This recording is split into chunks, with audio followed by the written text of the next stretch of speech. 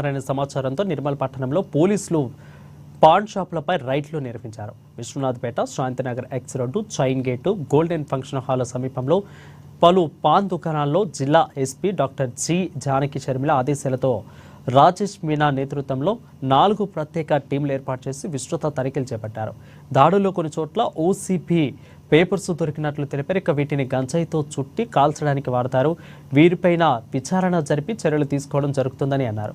ఇక మాదక ద్రవ్యాల రహిత జిల్లాగా మార్చాలన్న సంకల్పంతోనే జిల్లా పోలీస్ శాఖ పనిచేస్తుందని, జిల్లాలో మాదక ద్రవ్యాల అక్రమ రవాణాపై స్పెషల్ డ్రైవ్లు, అదేవిధంగా మాదక ద్రవ్యాల రవాణా అరికట్టి దొరికిన వారిపై చట్టపరమైన చర్యలు చేపడతామని, గంజాయి మరియు డ్రగ్స్ సేవించి మరియు రవాణా చేసే వారిపై కేసులు నమోదు చేస్తామని అన్నారు.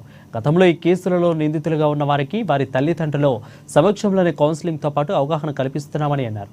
జిల్లాలో మాదక ద్రవ్యాలు విక్రయించిన, సాగు చేసిన, సేవించిన, రవాణా చేసిన వారి సమాచారం తెలపాలని తెలియజేశారు.